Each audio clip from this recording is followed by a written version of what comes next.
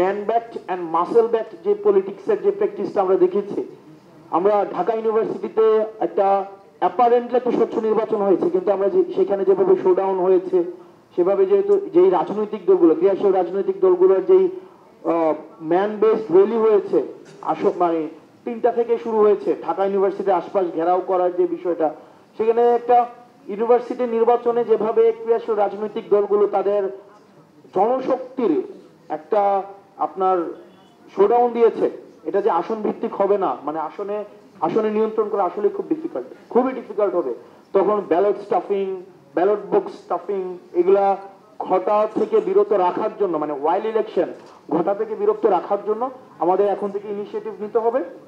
এবং সেটার জন্য আমাদের একটা ল অ্যান্ড অর্ডার সিচুয়েশন রেস্টোরেশনটা খুবই গুরুত্বপূর্ণ। পোস্ট এটাকে ব্যাখ্যা করা যায়, আরো অনেকগুলা পয়েন্ট এখানে ইনক্লুড করা যায়, আমি সেদিকে যাচ্ছি না, এগুলো পরবর্তীতে অন্যরা আলোচনা করবেন হয়তো। দেন পোস্ট ইলেকশন চ্যালেঞ্জ, যেটা বেশি গুরুত্বপূর্ণ। পোস্ট ইলেকশন চ্যালেঞ্জের মধ্যে 2টা বিষয় আছে, একটা হচ্ছে question of acceptance and question of denial.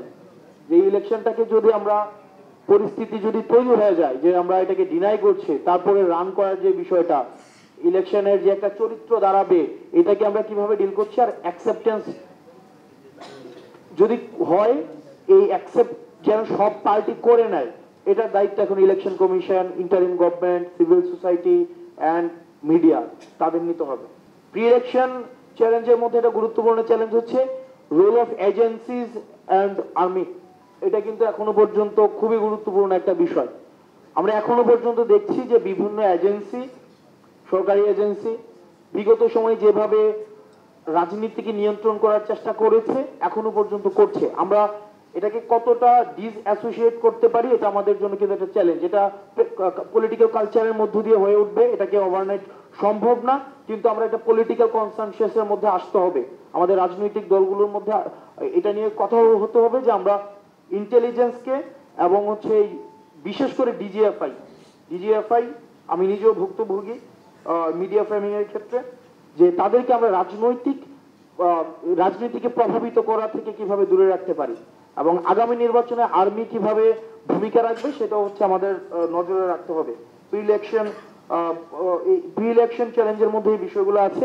এবং সর্বশেষ চ্যালেঞ্জ, যেটা আমরা একটা নতুন পার্টি হিসাবে আমরা ফেস করছি, সেটা হচ্ছে যে making the campaign policy and campaign finance transparent. এটা খুবই গুরুত্বপূর্ণ। যেমন আমার মতো একটা রাজনৈতিক দল বা আমি ব্যক্তি পর্যায়ে যখন আমি রাজনীতি করতে এলাকায় যাই, খুব স্বাভাবিকভাবে আমার যেই ট্যাক্স ফাইল সব মিলে টাকা পয়সা আমার 40-50-60 লাখ টাকার বেশি সম্ভব না, কিন্তু আমার এলাকায় যিনি আগের বছর এমপি হয়েছে, উনি 126 কোটি টাকা খরচ করছে, আর 70 কোটি টাকা খরচ করে উনি হারছে। মানে যিনি হারছেন উনি 70 কোটি টাকা খরচ করে হারছেন, অর্থাৎ হারতে ওনার যে টাকাটা লাগছে সেটা আমার থেকে 140 গুণ বেশি, না আমার বর্তমান টাকার 140 গুণ টাকা খরচ করে উনি হারছেন।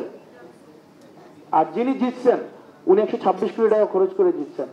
তার মানে এই যে একটা অসম রাজনৈতিক প্রতিযোগিতা বিদ্যমান আছে, তার মানে আমাদের রাজনৈতিক ফাইন্যান্সটা নিয়ে আমাদের ভাবতে হবে, আমরা কিভাবে ফাইন্যান্স করব এবং কিভাবে ইলেকটোরাল ফাইন্যান্স আমাদের একটা লিমিটেশনস এর মধ্যে নিয়ে আসতে হবে। এবং ইলেকটোরাল শেডু ফাইন্যান্স করা যায়, যেমন আমার পক্ষেই দেখা যায় আরেকজন 50 লাখ টাকা 1 কোটি টাকা খরচ করে দিবে, তখন আমি বলবো আমি তো খরচ করি না, এটা অন্যজন খরচ করতেছে। এই জায়গাটা খুব গুরুত্বপূর্ণ। সেক্ষেত্রে ডিজিটাল ফাইন্যান্সটাকে আমরা নিয়ন্ত্রণ করি। এখন ডিজিটালে ফাইন্যান্স দেখা যায় ভার্চুয়াল ফাইন্যান্সটা যদি নিয়ন্ত্রণ না করা যায়, সেটা একটা অসম প্রতিযোগিতা ক্রিয়েট করবে আসনগুলোতে। দেখা যাবে আমার প্রতিদ্বন্দ্বী বা আমি নিজেও যদি ভার্চুয়ালি প্রচুর পরিমাণে ইনভেস্টমেন্ট করি, এটার একটা রিয়েল টাইম রিপোর্ট একটা ইলেকশন কমিশন নেওয়া উচিত, যে আসলে একজনের পক্ষে কি পরিমাণ অ্যাডভার্টাইজ যাচ্ছে, কি পরিমাণ টাকা খরচ হচ্ছে ভার্চুয়ালি। এটা যদি আমি আনডকুমেন্টেড রাখি ডিজিএফআই এর মতো, এটা খুবই পরবর্তীতে একটা আনইভেন ফিল্ড ক্রিয়েট করবে রাজনৈতিক পরিসরে, এটা আনইভেন ফিল্ড ক্রিয়েট করবে।